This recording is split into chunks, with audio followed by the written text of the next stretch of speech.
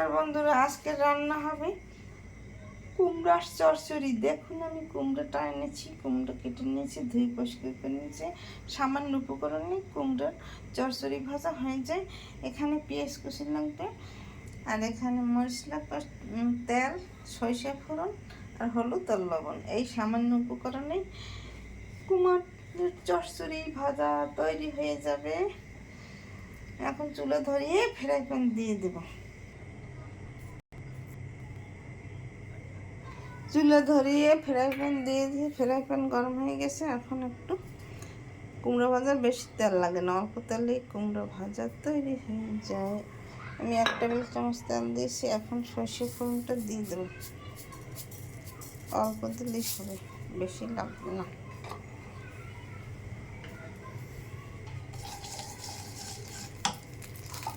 পেঁয়াজ কুচিটা তেলে হালকা একটু ভেজে নেব।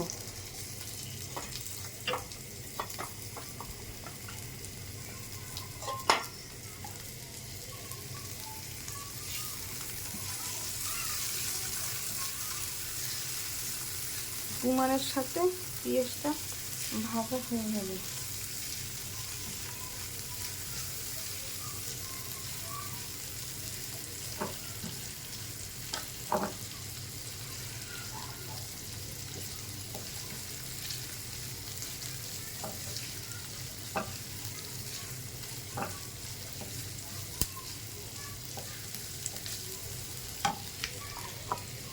কুমড়ো দিয়ে দিলাম।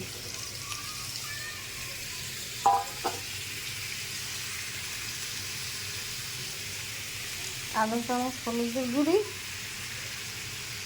আধা চামচ লবণ, আর এই কাঁচামরিচ নামানোর আগে সামান্য একটু চিনি দিলেই তৈরি হয়ে যায় কুমড়োর চচ্চড়ি। এখন ঢাকনা দিয়ে ঢেকে দেবে কিছু সময়।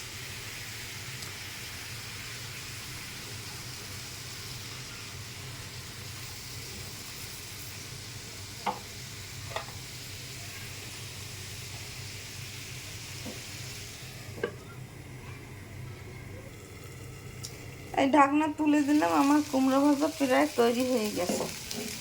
এই যে দেখুন, সেদ্ধ হয়ে গেছে। এখন আর অল্প একটু সময় ভাজলে কুমড়োটা ভাজা হয়ে যাবে। এখন একটু সামান্য চিনি দিয়ে দেব স্বাদের জন্য, এই যে বেশি লাগবে না। এরকম তৈরি করে খেয়ে দেখবেন কুমড়োর চচ্চড়ি, সেই স্বাদ না খেলে বুঝাবো কী করে। আমি ভাজতে আর একটু সময় লাগবে, এখন আর ঢাকা দেওয়া লাগবে না, কুমড়োটা সেদ্ধ হয়ে যাবে। দেখুন একটা কুমড়ো ভাঙবে না, সবগুলোই আস্তে রয়েছে। এরকম একটু কড়াইতে গরম হলে কুমড়োটা ভাজা দিলে ভাজা তৈরি হয়ে যায়। আমায় থাকতে দে, আমায় থাকতে দে না, এখনো মনে আমায় থাকতে দে, আমায় থাকতে দে না।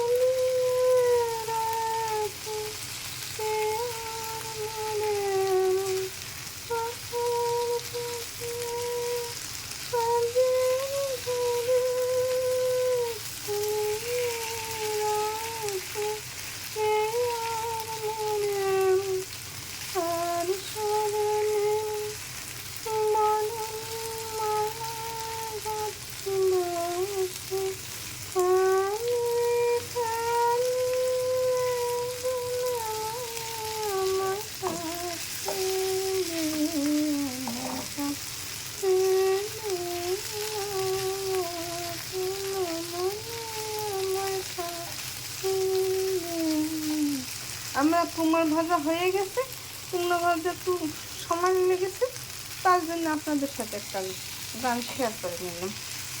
ভালো হয় কিনা তা আমি জানি না, মনে করলো তার একটু গাইলাম। এইভাবে আপনারা তৈরি করে কুমড়ো ভেজে খেয়ে দেখবেন, কুমড়োর চচ্চড়ি খেতে সেই স্বাদ, না খেলে মিস করবেন। না বানাই খেলে আমার কুমড়ো রান্না তৈরি হয়ে গেছে। এইভাবে নতুন নতুন ভিডিও আমি শান্তি লাইক সাথে পাশে থাকুন। ধন্যবাদ, থ্যাংক ইউ।